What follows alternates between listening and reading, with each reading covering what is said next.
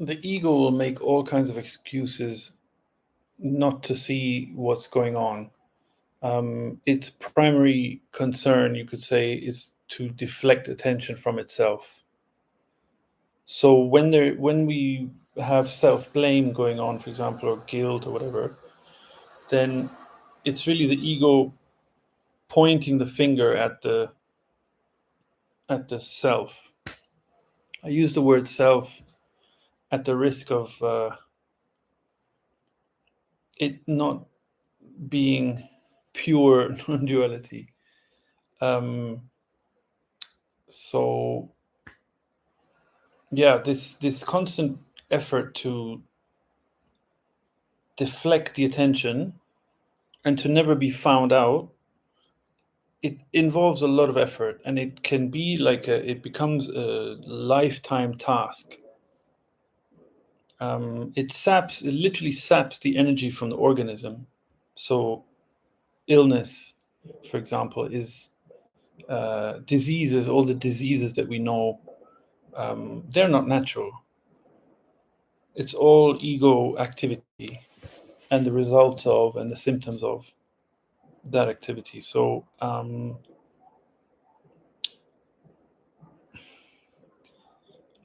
I don't know if this, like, I don't know how to express this really, but the embarrassment that we feel when we get caught out about something, let's say, um, or like, I don't know, being in public with our pants down, that kind of embarrassment, maybe that's kind of the quality of it. But yeah, when we think about that, like, how big a deal is that really? To be caught with our pants down, to notice some ego activity in ourselves. First of all, it's not ours anyway. It's like a parasitical thing, which we've been taught to develop, to cultivate, because apparently it helps us survive and it helps us be successful and it keeps us bonded to those who we see it as our support network, our family, or whatever.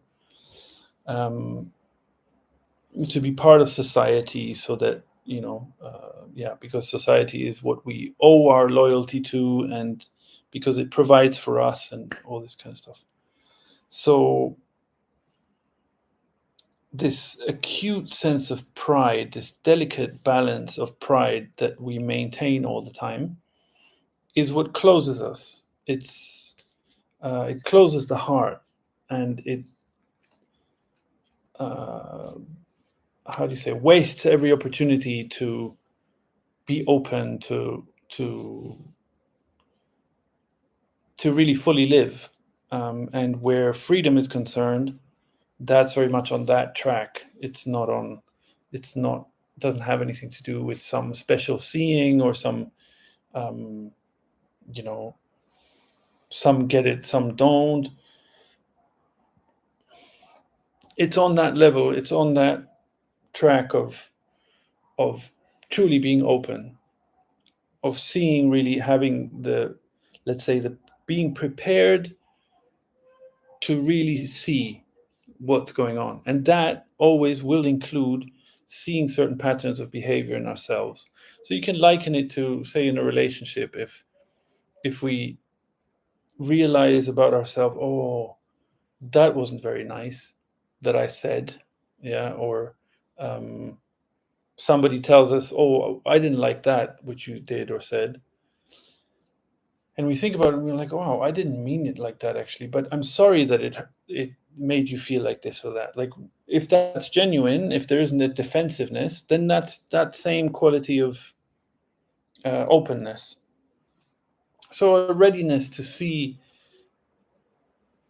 to discover ego patterns in ourselves.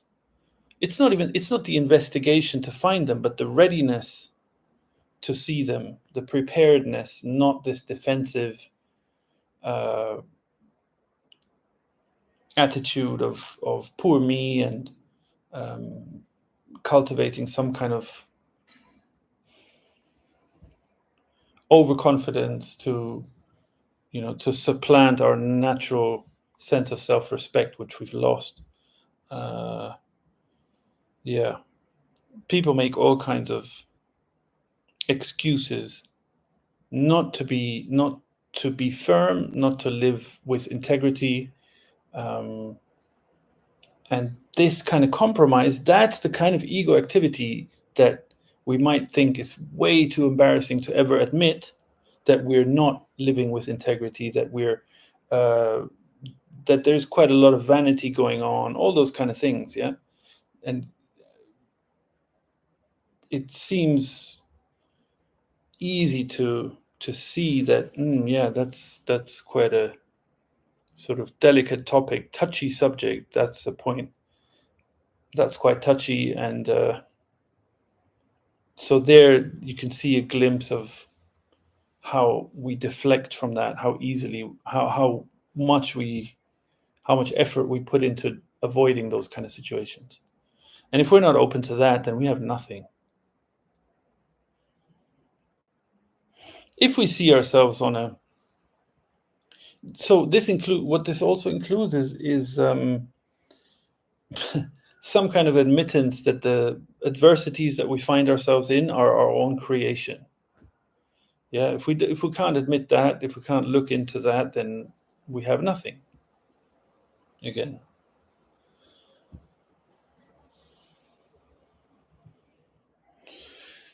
it's actually this kind of pride that keeps us from being free.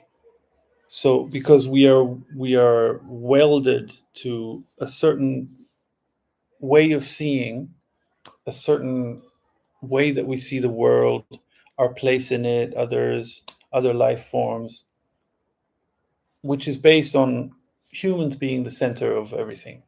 It's implicit, it's not explicit necessarily, although certainly in science it is. But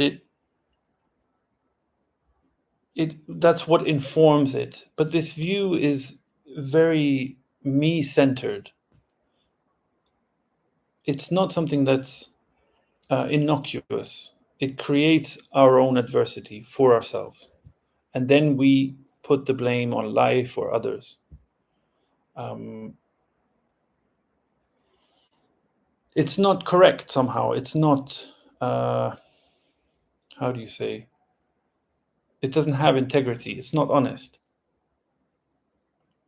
And being free is really, being free is life as it is. So if you see what life is, you can't see, there is no explanation for it, but you get a sense of, even when you say the word, what's the feeling about it, what's the energy behind it. Because the word isn't the thing, but what we call life, there is no hardship in there. There is no, there is no disease. There is no suffering. There aren't all these things that we think are in the way of being free. And you can't, it's impossible to argue that those things are there.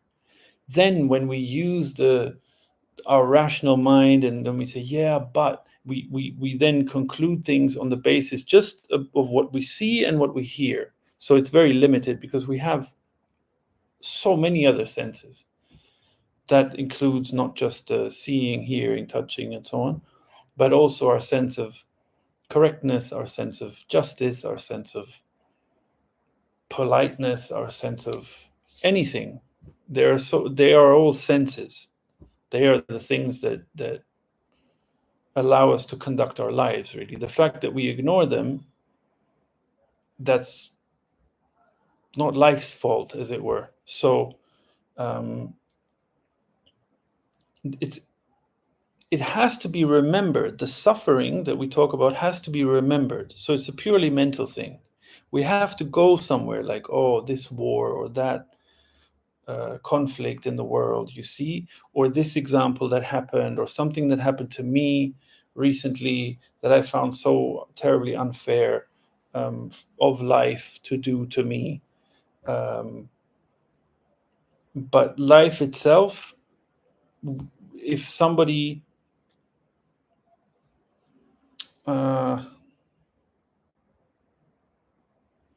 If somebody asks you, let's say in the present moment,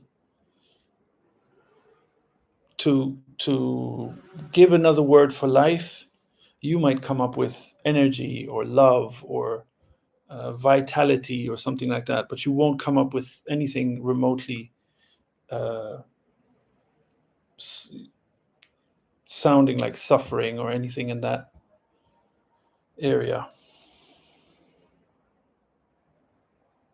So someone called me the other day and wanted to talk about a relationship that had finished. So this person lost their father recently, and they were very close. So it's been taking him a while, and it's still going on, that he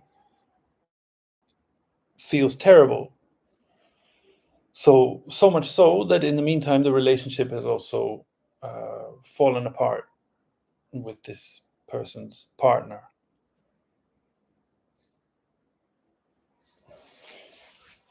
And as this person was telling me about all this, the dynamics, what was said, and so on,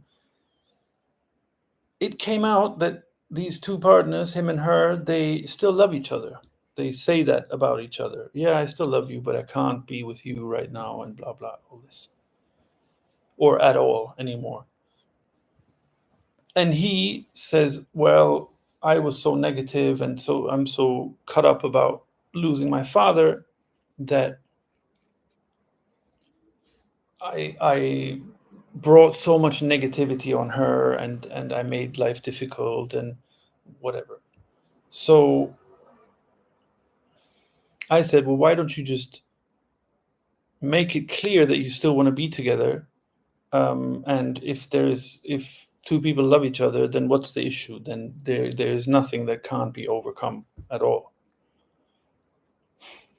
So um, then he said, yeah, but I do love her, but I haven't shown her, and I have to show her, right? And stuff like that. So all these little things, they're just invented, basically. If my partner is going through, has lost someone close to them, and they are negative and this and that, then that's part of life, right? But you see how this system of beliefs, like for example, it can be such a simple little belief, like, oh, this is never going to change. Oh, that person isn't who I thought they were. I liked them when they were like happy and joyful and cheerful and everything, but now, no, it's a bit too much negativity. It's been going on a bit too long, and we think we can't do anything about things that we don't like. Yeah, maybe it's not nice to have someone mope around the house for a year or 2 years in some kind of grief, which is also unnatural, because naturally there would be a processing, um, which you can't really call grief. It's sadness, but grief is a bit it's kind of hijacked sadness. So all these little add-ons, they're like add-ons. It's like in a browser, all the little extensions, right? The browser the is life. It's just the flow of life. There is no real flow, but it's easy to talk in this way. So then you have all these little add-ons which supposedly enhance life or make us able to cope with it. Already there in that phrase, there's already this nuance that life is something you have to cope with or deal with or manage or somehow regulate or survive in.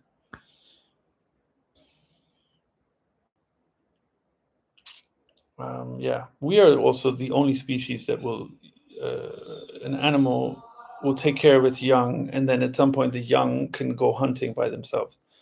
But the an animal will never tell its young, oh, you now have to really put your head down. You have to look after yourself. You have to take responsibility, and so on. It's just a natural thing. It's just the when young one is able-bodied enough, it'll go along on the hunt. It'll see what's going on, how to do it, and then at some point it'll do it when it has the strength to do it. It's all very natural and very easy. But we are the ones who think. There's so much thinking that's never here. It's always something we have to remember. Okay. And if we really think about it, we can see that it's actually a remembrance. So, this is how my parents did it, but I don't want to do it like them, so I'm going to do it like this. This is what would be good to say in this situation. Sometimes we just regurgitate things we never even thought about. So we've heard, and it sounds important, it sounds heavy, that you should take responsibility for your life. So then, as soon as a situation comes up that corresponds to that feeling, it's like, oh, now I can say this. You should really take responsibility for your life. You should start to take some responsibility.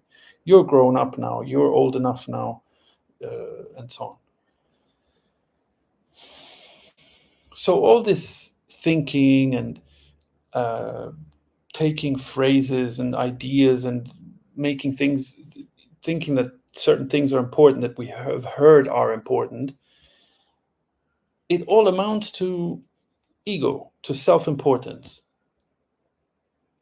And why do we cultivate so much self-importance? Because we think we're so worthless, because we have no self-esteem, because we think we are nothing. That's what we've been told. By ourselves alone, we are nothing. We are dependent on the group, the family, the society, the country. But by ourselves and going our own way, no, that's dangerous. It's selfish, it's arrogant, it's ill-advised. Looking inward is dangerous because you might get some mental problems, or there's a lot of investment in this worldview that most people in the world are basically enslaved to.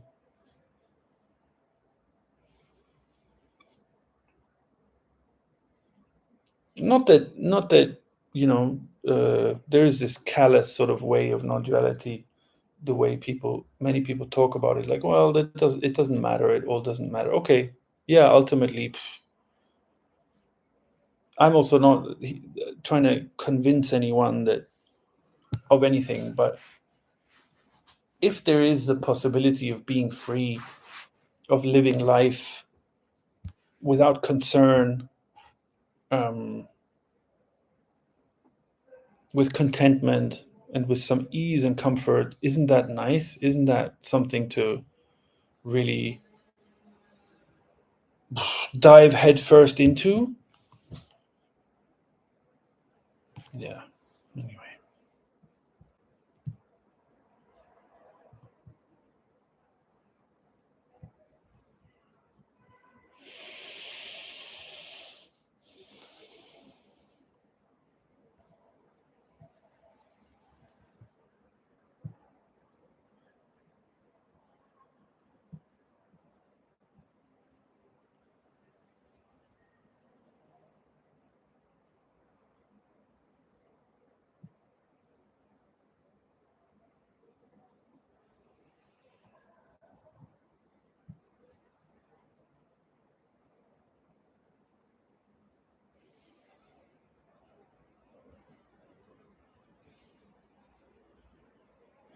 Of course it is. That is why I am seeking.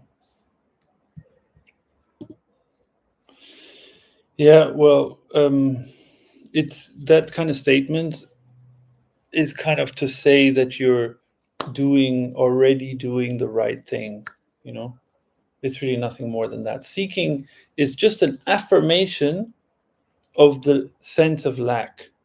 So how can you ever live with real contentment, real kind of ease, if you think that you have to achieve something? The mindset, see this one part. The mindset that you have to become someone, get an important job, meet a certain standard, have a certain amount of success.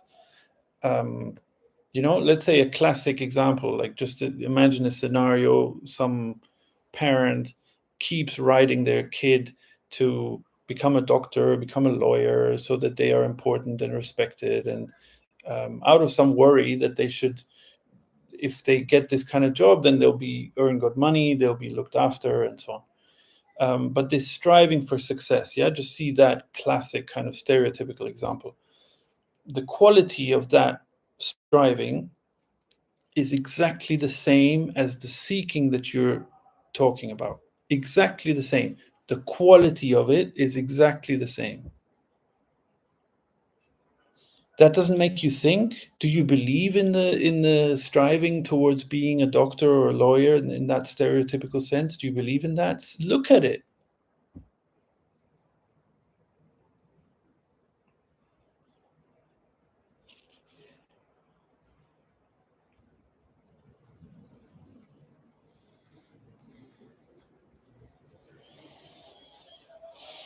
It's also an excuse. Seeking is also an excuse. It's like, okay, I see myself as a seeker. I'm seeking, so at least I'm doing something, not like others who are so unconscious. But it's a postponing. It's always a postponing. Okay, well, one day. But what about living with honesty right now? The possibility is there in every second, in every moment. To go deep enough, to see deeply enough. If you really wanted to, then you would do that. And if you don't know how, then you would at least you would have the openness to be shown how. You would get an insight. You would get some kind of a glimpse. The fact that you're not is somehow, to some degree, related to a closedness that you yourself have cultivated. That's how it is. And how does that happen? That happens through repeating negative views, for example. Yeah, oh, my life is so difficult, or life in general is so difficult. If you keep repeating those kind of things, that's your reality. You're building your reality, literally. So if your heart isn't open, if you don't have any gratitude for what you already have, for example, then you're nowhere. Then all you're going to do is repeat the what you call suffering, and repeat the seeking, and the two are best friends. Yeah, one is like, okay, this is the suffering, that's the reality. I'm not going to go deeper than that and see if there really is suffering. What, and if there is, what is actually really truly deeply causing it? What? Life? It's a bit of a lazy excuse. And then the seeking is like the remedy. Okay, I'll seek. I already, anyway, I completely doubt that I'm ever going to find what I'm seeking for, but I'll do it. I'll seek anyway, because at least, like, that's my last hope. At least I'm doing something. It's a pretty sad situation.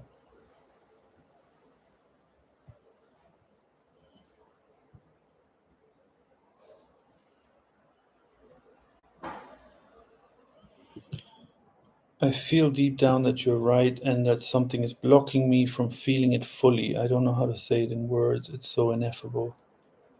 Yeah, but if you say I'm right, and you're saying at the same time that you by seeking you just mean going deep into oneself, then there would be no issue. Then there is no issue. Because I didn't say that. I didn't equate seeking with that. I talked about seeking in a completely different way. Yeah, the purpose that most people who are seeking are in some kind of a rut. That's what I'm talking about. But you're saying that that's not what you are in.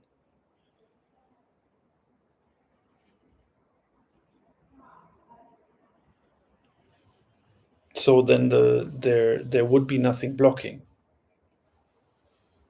And finding something that's blocking is not something that's going to be done by seeking, in the sense that I was talking about it.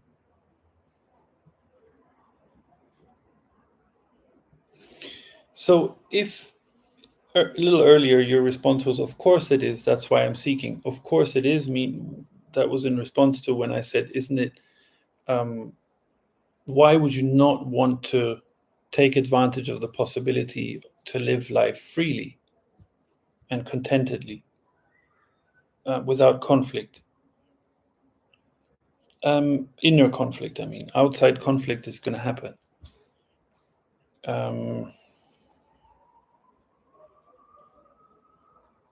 So see this point, yeah? You're talking about a blockage. And this is also the whole question of self in a nutshell, the self-importance and all this, yeah?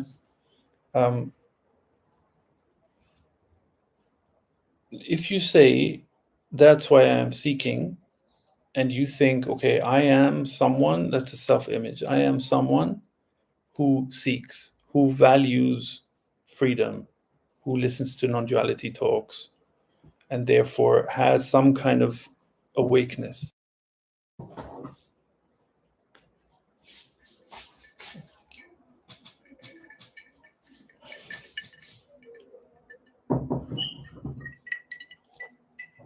So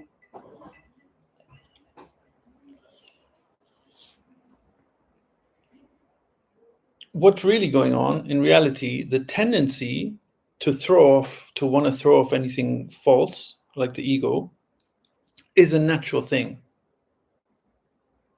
Yeah, you understand? So this whole self-importance of I'm doing that, I'm quite conscious, I'm making effort. Some people will say I'm making effort, being disciplined. Oh, I believe in this, I believe in that, I value. uh, I have seen that, other people are so unconscious, or I'm so conscious, and I think about enlightenment, and I watch non-duality videos, and I have a sincere desire, and this and that. It's all the claiming. You're claiming something that's already natural. There is already a tendency towards becoming free, and ultimately it's going to happen anyway, right? It's a natural tendency. It's like a stream that flows in a certain way, and then the stream would say, look how I'm flowing. Yeah. Or someone will try and contain the stream and kind of own it, or yeah. It's already, that's the whole point. That's the freedom to see, not respect, but the appreciation or the gratitude, or the which is which automatically comes up when when it's clear that that energy is already there, that tendency is already there. Yeah, that's not something we have to do. The natural tendency is always towards harmony. Always look at any natural phenomenon.